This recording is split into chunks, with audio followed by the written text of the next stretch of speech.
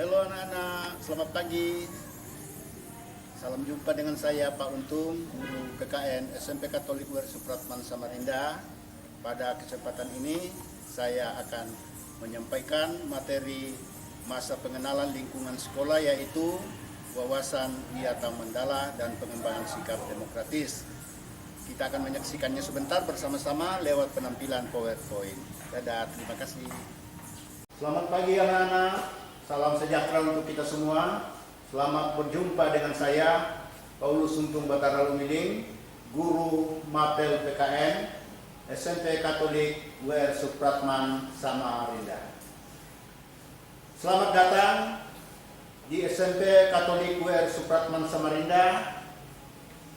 Anda telah memilih sekolah yang tepat, impian semua orang. Pada pelaksanaan masa pengenalan lingkungan sekolah atau MPLS bagi peserta didik baru, mutlak mengikuti beberapa materi MPLS. Salah satunya adalah wawasan Wiyata Mandala dan pengembangan sikap demokratis. Saya ulangi, wawasan Wiyata Mandala dan pengembangan sikap demokratis. Pertanyaannya sekarang adalah, apa itu wawasan Wiyata Mandala? Wawasan Wiyata Mandala adalah suatu kebijakan yang dikeluarkan oleh pemerintah yang menempatkan sekolah sebagai lingkungan pendidikan yang di dalamnya terdapat dua kelompok masyarakat, yaitu masyarakat belajar dan masyarakat mengajar. Nah, siapa itu masyarakat belajar? Masyarakat belajar adalah siswa. Sedangkan masyarakat mengajar adalah guru. Ya, saya ulangi, dalam sekolah sebagai lingkungan pendidikan ada dua kelompok masyarakat, yaitu masyarakat belajar, siswa, dan masyarakat mengajar, guru. Sekarang anak-anak, tentang wawasan Wiyata Mandala.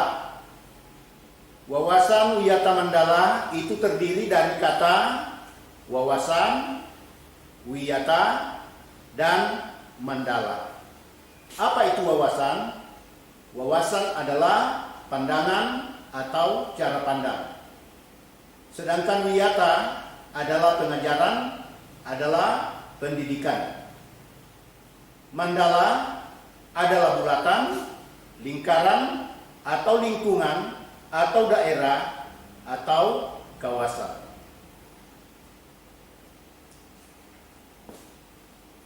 Sedangkan Wiyata Mandala itu berarti lingkungan pendidikan atau pengajaran.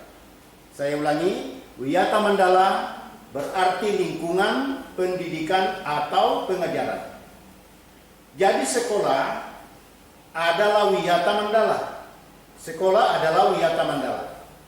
Tempat berlangsungnya pendidikan atau pengajaran secara formal dan berjenjang, mulai dari SD, SMP, SMA, atau SMK.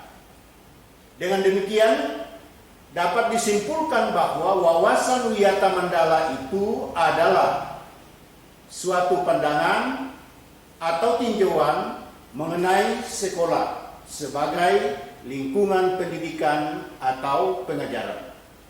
Saya ulangi, wawasan Wiyata Mandala adalah suatu pandangan atau tinjauan mengenai sekolah sebagai lingkungan pendidikan atau pengajaran. Kalau sekolah itu sebagai lingkungan pendidikan, ya, sekolah sebagai lingkungan pendidikan, apa fungsinya? Sekolah sebagai lingkungan pendidikan itu berfungsi, ya, berfungsi antara lain mendidik, mengajar, melatih. Siapa yang dididik di sini? Siapa yang diajar? Siapa yang dilatih? Tentu adalah siswa. atau peserta didik. Siapa yang mendidik? Siapa yang mengajar? Siapa yang melatih? Jawabannya adalah guru. Jadi sekolah melalui guru, sekolah sebagai lingkungan pendidikan melalui guru menjalankan fungsinya untuk mendidik, mengajar, dan melatih. Oke, baik anak-anak, kita lanjut. Pertanyaan berikutnya adalah hal-hal apa saja yang mendukung pelaksanaan wawasan Wiyata Mandala di sekolah. Secara garis besar, yang mendukung pelaksanaan wawasan Wiyata Mandala di sekolah itu, yang pertama adalah ketaatan semua warga sekolah mentaati peraturan sekolah. Bagi siswa adalah tata tertib. Jadi peraturan-peraturan itu adalah alat untuk mengendalikan tingkah laku setiap orang untuk melakukan sesuatu supaya jangan berbuat semaunya. Ya. Bagi siswa diatur oleh tata tertib, di dalamnya ada hak, ada kewajiban, ada larangan dan lain-lain sebagainya.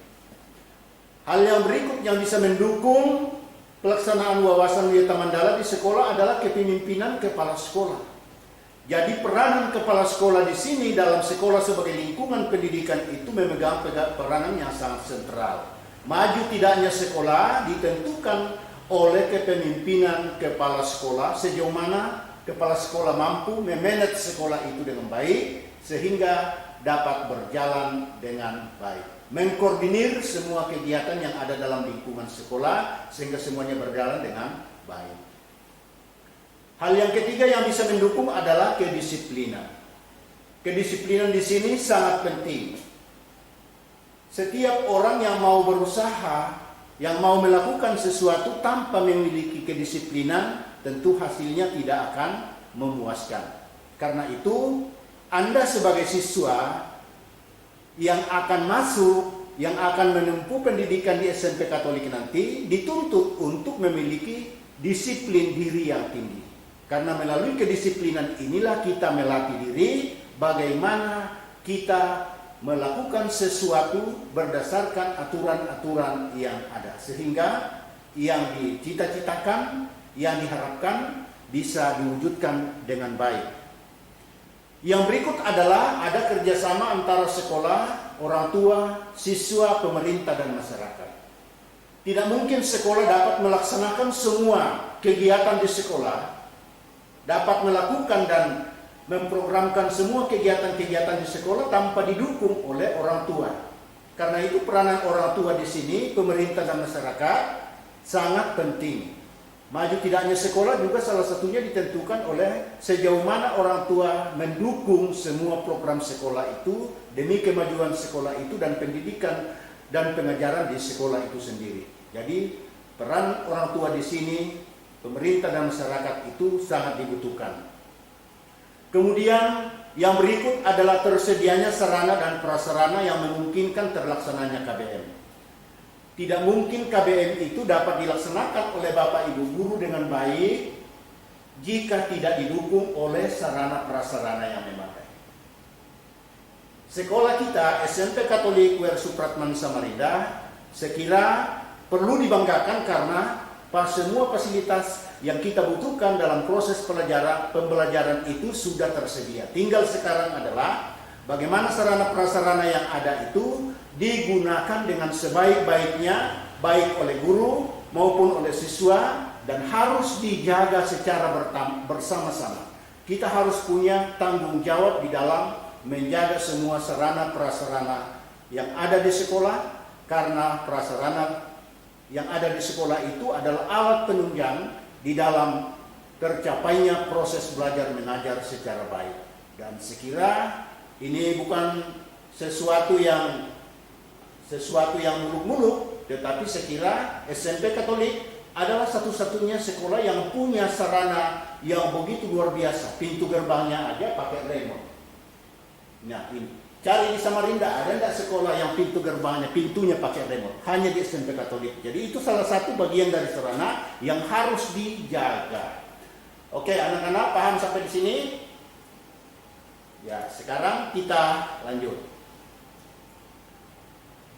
Siswa sebagai warga belajar di sekolah, kewajiban pokoknya antara lain belajar dengan sungguh-sungguh, mentaati peraturan tata tertib sekolah, hormat dan patuh kepada guru dan tenaga kependidikan lainnya yang ada di sekolah, menjaga kebersihan sekolah, menjaga ketertiban dan keamanan di sekolah, menjaga semua sarana dan prasarana yang ada di sekolah yang menunjang pelaksanaan KPM. Nah, ini semua secara garis besar merupakan kewajiban pokok siswa di sekolah. Ketika berada dalam sekolah sebagai lingkungan pendidikan, maka kita harus belajar melatih diri, mendisiplinkan diri untuk melaksanakan ini, untuk mentaati semua kewajiban-kewajiban pokok ini. Ya, sepanjang kita punya kemauan, sepanjang kita punya cita-cita yang baik, maka tentu hal ini kita bisa lakukan dengan baik, dengan penuh rasa tanggung jawab. Sekarang anak-anak kita lanjut dengan pengembangan sikap demokratis.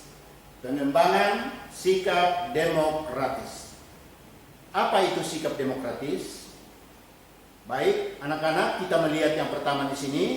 Sikap demokratis itu bisa diartikan usaha saling menghargai, menghormati, dan saling pengertian satu dengan yang lain. Pengembangan sikap demokratis itu bisa juga diartikan sebagai usaha untuk melatih diri, tidak memaksakan kehendak kepada orang lain.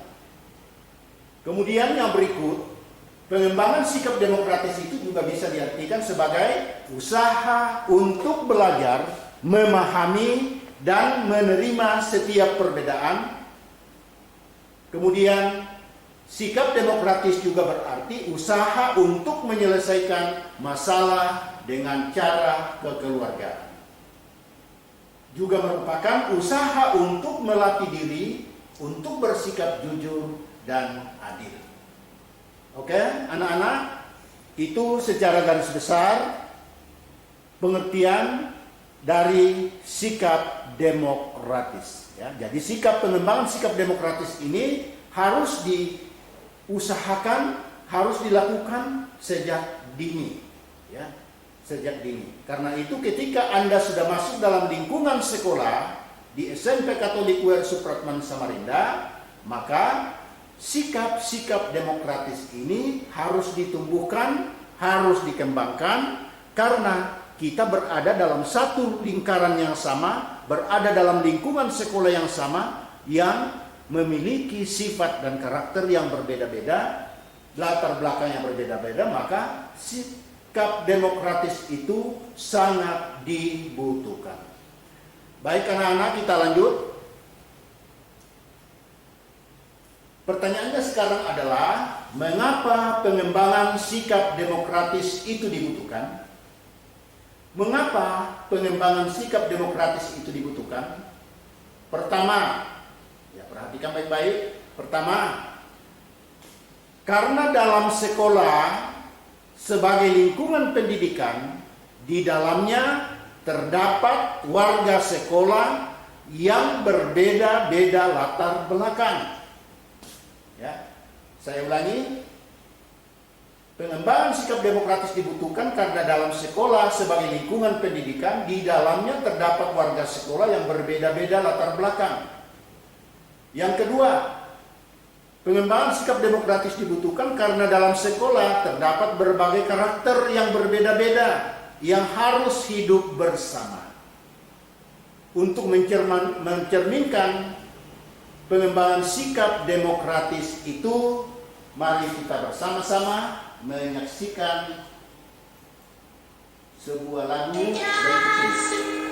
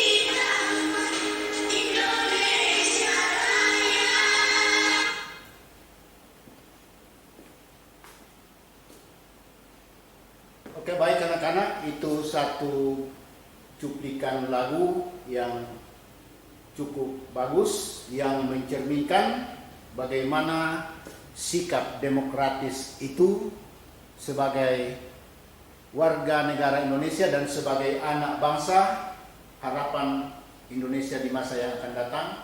Lagunya luar biasa. Baik anak-anak, kita lanjut.